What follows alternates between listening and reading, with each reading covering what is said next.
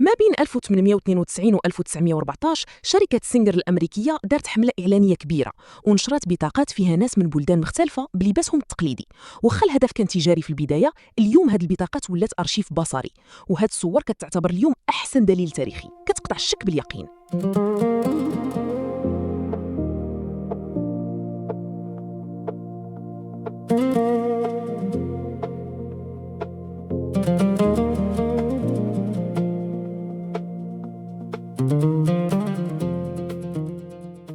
في هذا الارشيف كنشوفوا توثيق للقطع اللي كتشكل الركيزه ديال الهويه المغربيه: القفطان، الجلابه، الطربوش والشربيل.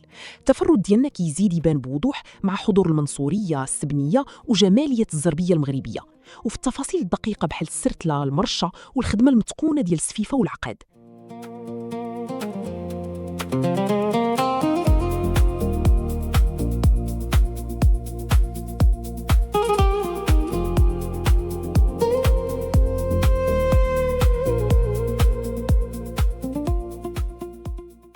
الصورة كتوثق لنا الجو العائلي اللي كيبين الأهمية ديال انتقال الصنعة وتعلم الحرفة من جيل لجيل. وهذا بالضبط كان هو الهدف الذكي ديال الشركة، تبين باللي الماكينة ديالها قادرة تدخل الديور وتندمج بسلاسة مع أعرق التقاليد والتراث الأصيل. ونخليكم دابا مع صور بعض البلدان باش تشوفوا بعينيكم.